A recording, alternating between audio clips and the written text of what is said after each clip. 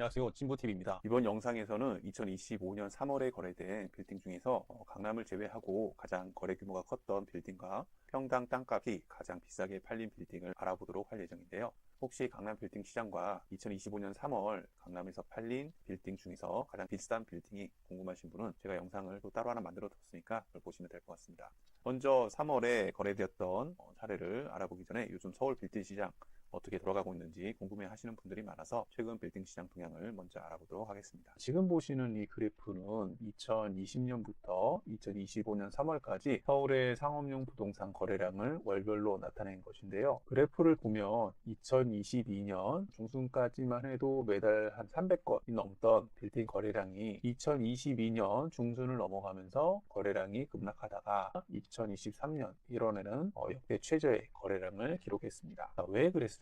아마 이미 눈치챈 분도 있으실 텐데요. 바로 금리의 상승 때문입니다. 2021년 8월부터 조금씩 대출 금리가 상승하면서 거래량이 조금씩 줄다가 2022년 11월에 금리가 최고조로 오르면서 거래량이 크게 감소하는 모습을 나타냅니다. 그리고는 거래량이 200 이하로 뚝 떨어졌는데요. 상업용 부동산 시장은 금리 영향이 큰 시장 중에 하나입니다. 대부분의 경우 빌딩을 투자하면서 레버리지 효과와 절세를 위해서 대출을 적극 활용하는데 금리가 너무 높다 보니 임대료만으로는 대출 이자를 감당하기 어려운 상황이 된 거죠. 그래서 제 주변에서도 빌딩 투자하시는 분들의 이야기를 들어보면 임대료로 이자 커버가 안 되고 결국 본인의 돈으로 이자를 내야 하는데 그럴 바에는 투자를 해야 하나? 라고 물으시는 분들도 많으셨거든요. 하지만 저는 위기가 곧 기회라고 이야기를 하는데 이렇게 남들이 사지 않을 때 투자를 해야 한다고 이야기해드리곤 합니다. 자, 그럼 이제 그동안 빌딩 시장의 수익성은 어떻게 되었는지 한번 알아볼까요? 먼저 그동안 서울의 임대료 추이가 어떻게 되었는지 살펴보겠습니다. 지금 보시는 표는 한국부동산원에서 분기마다 조사해서 발표하는 거의 국내에서는 유일한 빌딩 시장 통계 자료라고 할 수 있는데요.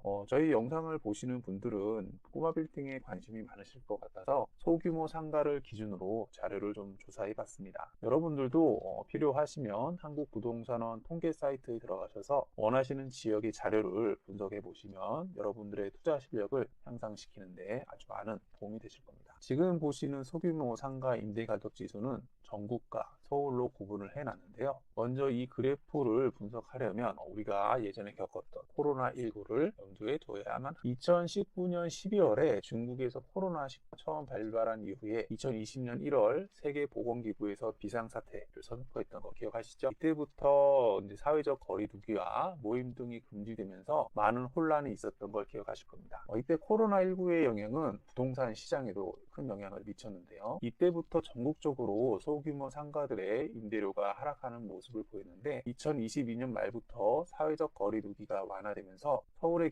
경우 임대료가 상승하는 모습을 나타냅니다. 그리고 참고적으로 이 그래프는 임대료의 절대적인 금액을 나타내는 게 아니고 2024년 2분기를 100으로 잡고 이 기준점을 대비해서 얼마나 오르고 내렸나를 보여주는 그래프입니다. 그래프를 잘못 해석하시면 절대로 안 되십니다. 다시 그래프로 돌아가 보면 이 전국 통계에서는 임대료가 계속 지금 하락하는 모습을 보이는데 반해서 서울은 2020년 말부터 상승하는 추세를 보이고 있습니다. 서울을 제외한 나머지 지역들은 코로나19에서 아직 충격에 벗어나지 못한 곳도 있고 또 한편으로는 지방경제가 계속 안 좋다는 침체되고 있다는 것도 많이 들으셨을 텐데요. 이것과도 연관이 있습니다. 그래서 이런 자료만 보더라도 사람들이 부동산 하면 서울 하는 거 다 이유가 있는 것 같습니다. 다음은 소규모 상가의 자본 수익률인데요. 자본 수익률이란 쉽게 이야기해서 가격이 얼마나 오르고 내렸느냐를 보여주는 거라고 생각하시면 됩니다. 지금 그래프를 보시면 앞서 임대료는 코로나로 인해서 떨어졌다고 했는데 가격은 어떤가요? 가격은 코로나 기간에 오히려 오른 것을 알 수가 있습니다. 그 이유는 코로나로 인해서 이제 임대료는 떨어졌지만 기준금리가 이제 떨어지면서 자산 가격을 끌어올렸기 때문이죠. 여러분들도 코로나 때 이 집값이 엄청 올랐던 거 다들 기억하실 겁니다.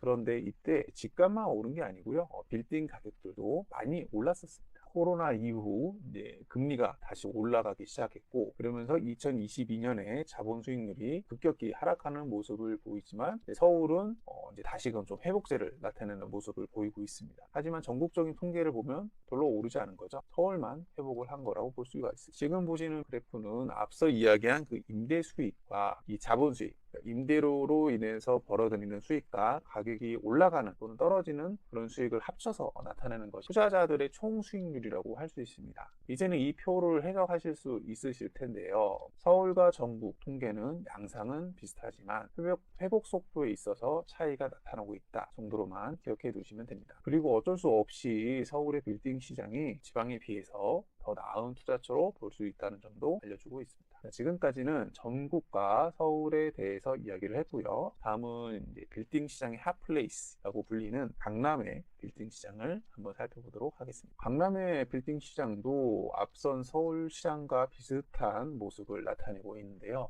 금리가 올라가면서 거래량이 급격히 줄어들었다가 2024년에는 다시 평균 수준으로 회귀하는 모습을 보입니다. 그리고 다시 2025년에 들어서 거래량이 하락하는 모습을 보이고 있는데, 그렇다면 왜 2024년에 거래량이 갑자기 드러났을까? 제가 2023년에는 이런 질문들을 좀 많이 받았습니다. 이제 팔아야 되지 않을까? 빌딩 이제 뭐 별 볼 일 없으니 팔아야 되지 않을까? 그렇다면 제가 2024년에는 어떤 질문을 받았을까요? 가격이 좀 빠진 것 같은데 사도 되지 않을까? 2022년부터 2023년을 거치면서 이 강남 빌딩 시장에도 매물들이 쌓이기 시작을 했습니다. 그러면서 급매물들이 나오기 시작했고, 급매물이 나오다 보니까 자연스럽게 가격도 떨어지는 것으로 나타난 거죠. 그런데 이런 상황을 지켜본 이 자산가들은 이렇게 생각하신 거죠. 예전에 강남 여기가 가격이 만약에 100이었는데 지금은 80, 90이라고 하니까 싸다고 느끼신 겁니다. 그러면서 2023년 말부터 이제 강남에 있는 빌딩들의 급매물들이 소화되기 시작했고, 2024년에는 급매물들이 거의 소화가 되면서 가격이 다시 오르게 되었는데요. 이렇게 다시 가격이 오르니 이 예전 가격 생각하셨던 분들이 오른 가격을 보니까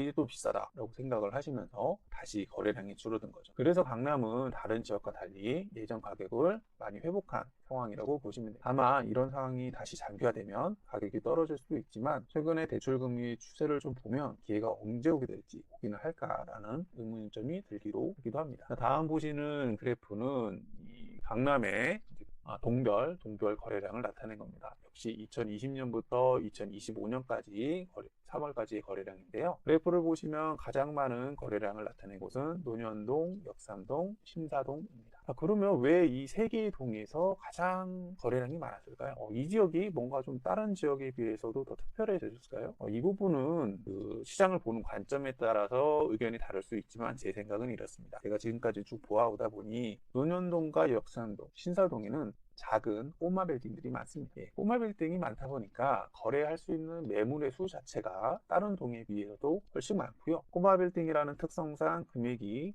상대적으로 크지 않다 보니 매매가 훨씬 더 잘 일어나면서 논현, 역삼, 신사동의 거래량이 타 동에 비해서 훨씬 많았던 거죠. 다음은 이제 강남의 임대료는 어떻게 변했나 살펴보도록 하겠습니다. 앞에서도 말했던 것처럼 이 임대 가격 지수는 2024년 2분기를 100으로 기준점을 잡고, 이 기준점 대비해서 가격이 얼마나 오르고 내렸느냐를 보여주는 그래프라고 이야기를 했습니다. 이것을 다시 한번 좀 염두에 두고 그래프를 살펴보겠습니다. 강남의 소규모 상가의 임대료는 서울 평균과 비교해서 임대료가 그렇게 많이 떨어지진 않았습니다. 코로나 시기임에도 불구하고 가격이 많이 떨어지진 않았죠. 그리고 코로나가 끝나는 시점부터 다시금 가격이 상승하는 모습을 보여주는데요. 물론 우리 건물도 강남에 있는데 이러지 않았는데 라고 하시는 분도 있을 수 있는데, 이것은 이제 통계 자료이다 보니까 실제와는 어느 정도의 괴리는 있을 수 있습니다. 하지만 이 강남의 임대료 가격 방어선이 제 생각에 전국 최고 수준이라는 것도 알 수 있는 자료라고 볼 수가 있습니다.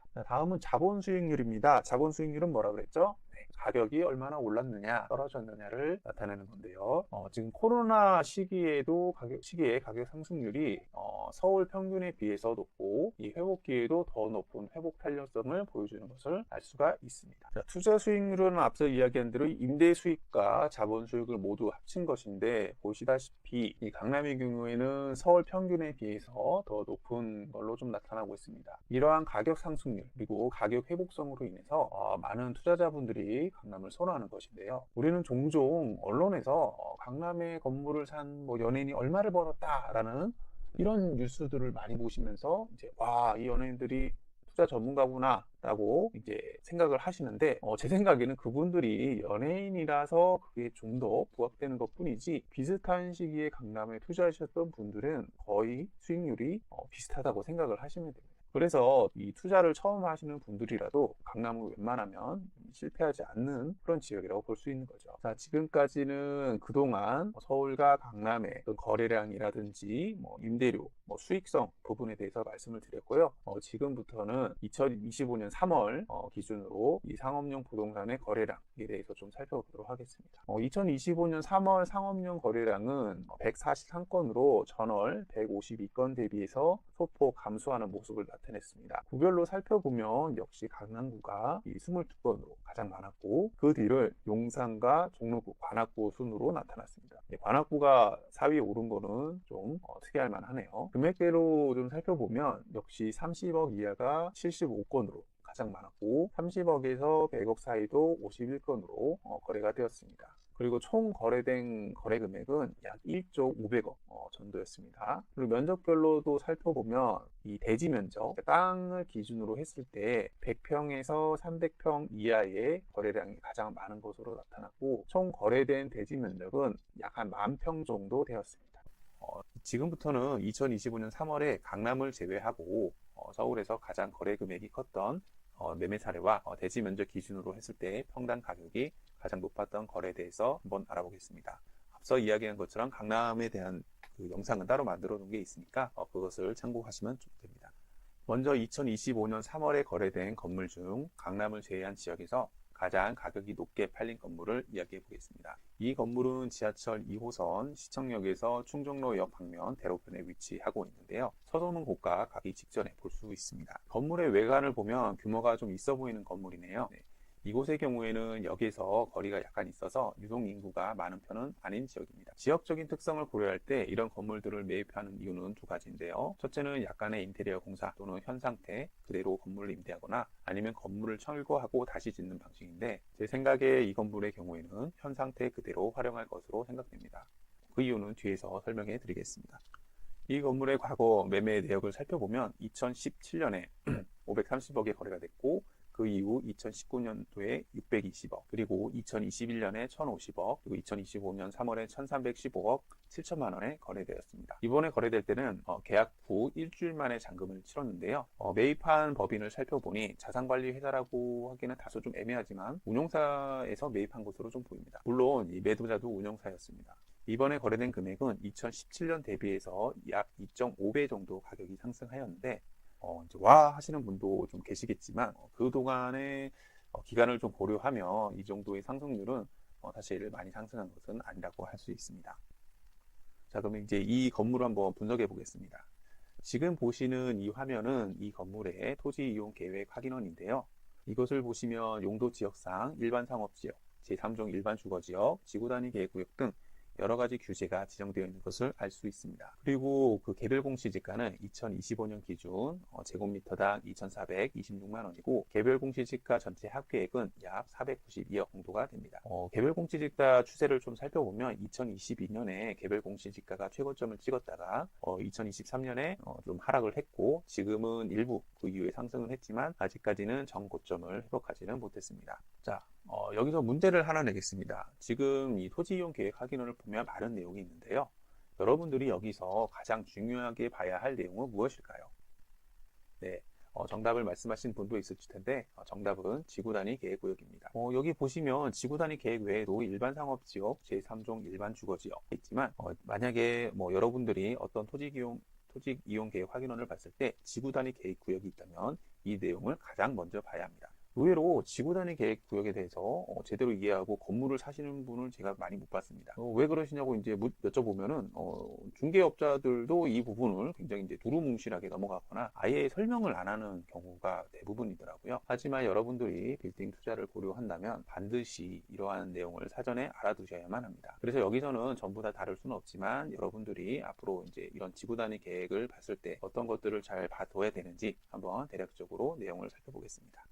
지금 보시는 이 그림은 이 건물의 지구단위 계획도입니다. 지구단위 계획도는 여러 가지가 있는데 그중 일부분만 지금 보여드리는 것인데요. 이 빌딩의 지구단위 계획을 설명하기 전에 지구단위 계획이란 용어 자체가 생소할 수도 있는 분을 위해서 용어 설명을 간단히 해드리겠습니다. 제가 이 지구단위 계획을 설명하기 위해서 관련된 법을 좀 살펴봤는데요. 내용이 상당히 좀 복잡하게 적혀져 있습니다. 그래서 일반인들 같은 경우에는 이해가 쉽지 않을 것 같아서 복잡한 거 빼고 정말 간단하게 설명을 한다면 대부분의 지구 단위 계획은 규제를 완화해 주는 것이라고 일단은 생각을 하시면 됩니다. 개발을 조금 더 잘할 수 있게 해주는 것이지요. 하나씩 보면서 어떤 게 중요한지 살펴보겠습니다. 서울과 같은 도심에 있는 지구 단위 계획 중에서 주로 보는 것은 건물의 규모를 결정짓는 건폐율, 용적률, 높이와 건물의 수익성과 연결되는 건물의 용도, 그리고 건축선이나 공동개발 유무, 주차장 등을 살펴보면 됩니다. 제가 지금까지 보면서 이 정도만 해도 검토를 해도 지금까지 문제는 없었습니다. 건폐율과 같은 용어를 잘 모르시는 분도 있으실 텐데요. 이러한 용어까지 설명을 하려면 시간이 굉장히 많이 걸리다 보니까 이런 단어에 대한 설명에 대해서는 한 번 정도 찾아보시는 걸 권해드립니다. 먼저 이 빌딩이 속한 지구 단위 계획의 이름은 정동 일대 지구 단위 계획 구역입니다. 이 자료의 경우에는 서울시 중구청 홈페이지에서 찾았습니다. 대다수의 지자체에서는 지구 단위 계획을 홈페이지에 게시해 놓기 때문에 쉽게 찾을 수 있으실 거고요. 간혹 올리지 않는 지자체들이 있기는 합니다. 이럴 때는 지자체에 전화해서 이 담당자에게 물어보시면 친절히 알려줍니다.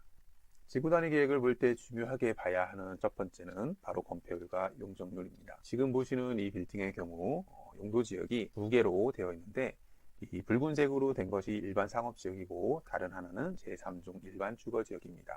이렇게 두 개의 용도지역이 한 개의 대지안에 있을 때는 원래는 가중평균하게 되어 있으나 이 빌딩의 경우에는 조금 다른 예외를 받게 된다라는 점만 기억을 해두시면 될 것 같습니다. 그리고 높이를 좀 살펴보겠습니다. 자, 높이는 일반 상업지역과 제3종 일반 주거지역과 관계없이 높이는 50m까지 가능하고, 다음은 이제 권장 용도하고 불허 용도를 또 알아볼 텐데요.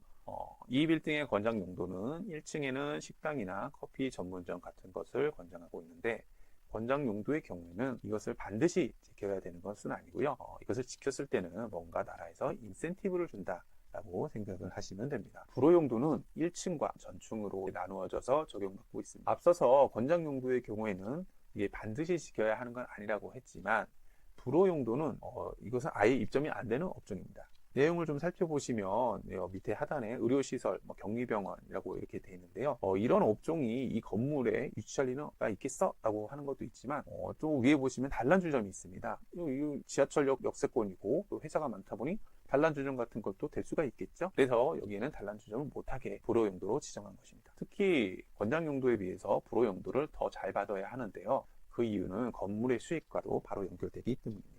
다음은 건축 한계선입니다. 건축 한계선이란 것은 도로에서 개방감 및 보행 공간 확보, 전면 공지에 일치하던 조경 공간 조성을 위해서 건축물을 도로에서 일정 거리 후퇴시켜서 건축하게 할 필요가 있는 지역에 지정을 하는 건데요. 한마디로 쉽게 이야기하자면 이 선을 넘어서는 건물을 지어서는 안 된다라는 선입니다. 지금도 그림을 살펴보면 기존 건물을 기준으로 건축 한계선이 지정되어 있는 것을 알 수 있네요. 다음은 건축물 대장을 살펴보겠습니다. 이 건물의 대지 면적은 약 614평이고 연면적은 4,740평입니다. 건폐율의 경우 49.2%이고 용적률은 394%인데요. 아마 이 빌딩은 신축을 한다고 할지라도 현재 건물의 규모를 넘어가기 어렵습니다. 그래서 신축을 할 이유가 없는 거죠. 이 빌딩의 전 주인은 운용사였고, 그리고 그 전 주인도 운용사였는데, 이런 전문 투자자에서 이런 사실을 알고 있었기 때문에 신축하지 않고 기존 건물을 유지한 것입니다. 그래서 제가 초반에 이 건물을 그대로 활용할 거라고 이야기를 한 것은 바로 이런 근거에 의해서입니다. 참고로 이런 대형 빌딩과 소형 빌딩들을 시장에서는 어떻게 가격을 산정하고 비교하는지에 대해 시장에서 통용되는 방식을 알려드리겠습니다. 먼저 빌딩의 가격은 땅값과 건물 가격을 합친 가격이라고 할 수 있습니다. 그런데 소형 건물의 경우에는 땅값의 비교가 더 많고, 대형 건물의 경우에는 연면적, 즉 건물의 면적을 기준으로 비교를 많이 합니다. 소형 건물은 땅값을 평당 가격으로 나눠서 가격이 비싸다, 싸다 비교를 많이 하는데요. 특히 건물이 지은 지 30년을 넘어가게 되면 건물 가격은 거의 고려하지 않습니다. 하지만 지은 지 10년 된 건물, 20년 된 건물이라면 어떨까요? 건물 가격을 포함해야 할까요? 사실 이에 대해서는 구체적인 기준이 없습니다. 소형 빌딩의 경우 땅값으로만 이야기하는 것은 일단 편하고 비교하기 쉬워서 그런 것인데요. 그래서 여러분들이 중개업소에 가서 매물을 브리핑 받을 때 이 건물은 평당 얼마입니다 라는 설명을 듣게 됩니다. 다음은 대형 빌딩입니다. 대형 빌딩은 어떨까요? 먼저 대형 빌딩에 대한 정확한 정의는 없지만 시장에서는 연면적 기준으로 대략 1만 제곱미터, 그러니까 한 3,000평 정도 이상의 건물을 대형 빌딩이라고 봅니다. 대형 빌딩도 물론 땅 가격을 봅니다. 하지만 주로 연면적을 기준으로 가격을 비교하는데요. 왜냐하면 대형 건물의 경우 임대료가 얼마나 나오는지가 중요하기 때문입니다. 그래서 이런 대형 빌딩들은 연면적당 가격과 임대료가 중요한 투자 결정 요소가 됩니다. 이런 빌딩들은 개인들보다는 운용사나 법인에서 투자하는 경우가 많습니다. 자, 다음은 2025년 3월에 강남을 제외하고 서울에서 가장 땅값이 비싸게 팔린 빌딩을 알아보겠습니다. 대지 면적 기준 평당 땅값이 제일 비싼 건물인 거죠. 이 건물은 서울의 핫플레이스인 성수역 역세권에 위치를 하고 있습니다. 매매 가격은 530억이었는데요. 평당 땅 가격은 2억 6,200만 원이었습니다. 이 건물은 2013년 신축한 것으로 나오는데 건물의 외관을 보면 2013년에 건축한 것 치고는 꽤 괜찮은 외관을 가지고 있네요. 이 빌딩의 용도 지역 중 가장 중요하게 봐야 하는 것은 앞에서 설명한 빌딩과 마찬가지로 지구단위 계획입니다. 하지만 앞선 빌딩처럼 깊게 보지 않을 건데요. 시간상 제약도 있고 또 이 건물의 경우 신축한 지 12년밖에 되지 않았습니다. 외관상으로도 리모델링이 필요하지 않을 것으로 보이기 때문에 굳이 지구 단위 계획을 깊게 들어갈 필요가 없는 것이죠. 그리고 혹시 용적률에 여유가 있다고 하더라도 큰 이득이 없을 것으로 보이기도 합니다. 그래서 이 건물을 매입한 매수자는 현황 그대로 사용할 가능성이 아주 높다고 볼 수 있습니다. 이 건물의 그 개별 공시지가를 살펴봐도 2021년에는 10% 넘게 성수역의 경우 땅값이 많이 올라갔었는데요. 굉장히 많이 올라가는 모습을 보이다가 2023년에 소폭 하락하는 모습을 나타냅니다. 하지만 24년과 25년도를 들어가면서 다시금 상승하는 모습을 보이며 역대 최고가를 기록하고 있습니다. 개별 공시지가 합계액은 약 67억 8,500만 원 정도입니다. 건축물 대장을 살펴보면 대지 면적은 약 202평, 그다음에 연면적은 1,127평 정도입니다. 용적률을 살펴보면 399%인데요. 법정 상한인 400%에 딱 맞춰서 지은 걸로 보입니다. 그리고 사용 승인일은 2013년이에요. 이 건물은 현재 1층을 제외하고는 나머지 상층부는 전부 사무실로 용도가 되어 있습니다. 이 빌딩의 과거 거래 내역을 살펴보면 2011년에 61억 5천만 원에 거래가 됐는데 2013년 건물을 신축한 이후 125억에 다시 매매가 되었습니다. 그리고 2025년 3월에 다시 거래되면서 매매 가격은 535억 원이 되었는데요. 2017년 이후 가격이 4.3배 정도 뛰었습니다. 굉장히 많이 올랐죠. 이 빌딩은 참고할 만한 사항이 있는데 제가 등기사항 증명서를 발급받아 봤을 때 매도자와 매수자가 이제 법인인데 법인의 이름이 한 글자 빼고는 완전히 똑같았었습니다. 법인의 이름이 다르기 때문에 특수관계인이라고 볼 수는 없겠지만 이름이 한 글자만 빼고 같다는 것은 뭔가 좀 이유가 있겠죠. 물론 법인의 주주가 다르다면 특수관계인이라고 할 수도 없겠지만 약간의 의심이 드는 거래이라고 볼 수도 있을 것 같습니다. 지금까지 2025년 3월에 거래된 빌딩 중에서 강남을 제외하고 가장 땅값이 비싸게 거래된 빌딩을 살펴봤는데요. 앞으로도 이런 사례들을 계속 같이 검토해 보신다면 여러분들의 투자 실력을 높이는 데 많은 도움이 되실 거라고 생각됩니다.